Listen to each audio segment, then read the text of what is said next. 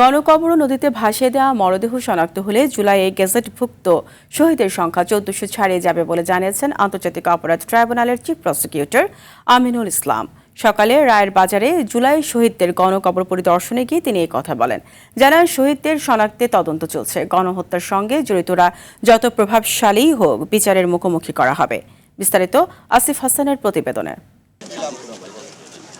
কিছু কবরের কোনো নাম নেই, কিছু লাশ মাটিও পায়নি, ভাসিয়ে দেওয়া হয়েছে নদীতে। ২৪শে জুলাই গণ অভ্যুত্থানের সেই অজানা অধ্যায়গুলো এখন উঠে আসছে তদন্তে। সকালে জুলাই শহীদদের গণকবর পরিদর্শন করেন আন্তর্জাতিক অপরাধ ট্রাইব্যুনালের চিফ প্রসিকিউটর আমিনুল ইসলাম। পরিদর্শন শেষে তিনি জানান, তদন্তে গণকবরের পাশাপাশি নদীতে অনেক মরদেহ ভাসিয়ে দেওয়ার প্রমাণও মিলেছে। ৮৬৫টা আমাদের ইতিমধ্যে শনাক্ত হয়েছে, আর বাকি যেগুলো শনাক্ত হয়নি সেটার বিষয়ে আমরা এখন তদন্ত কাজ করছি।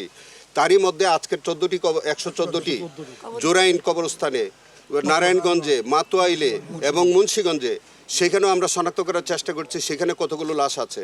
এইগুলি যখন আপনি যোগফল দেখবেন তখন দেখবেন যে ১৪০০ থেকে বেশি হয়ে যেতে পারে। এ সময় শহীদ পরিবারের সদস্যদের কান্না ও স্মৃতিচারণে এক শোকাবহ ও হৃদয় বিদারক পরিবেশ সৃষ্টি হয়। অত্যন্ত পরিকল্পনাভাবে আমার বাইরে বস্তা বইরা নিয়ে গেছে থানা সামনে নিয়ে যাইয়া ওই দিন রাত্রেবেলায় পুলিশে নিয়ে লাশ নিয়ে পলাইছে, নিয়ে পরে ফেলাইছে নদীর মধ্যে।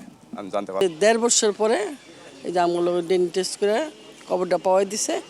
ওই কবরটা পাওয়াই দিছে, তখন দেখে কি সবাই দেয় যে এই কবরটাই। এটা ভাষায় প্রকাশ করার মতো না দিনগুলা কিভাবে কাটলো।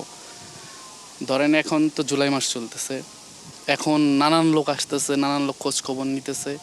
জুলাই মাস আগস্ট মাস চলে যাক, কাউকে খুঁজে পাওয়া যাবে না।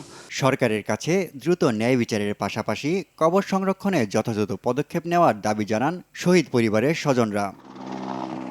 আসিফ হাসান, RTV, ঢাকা।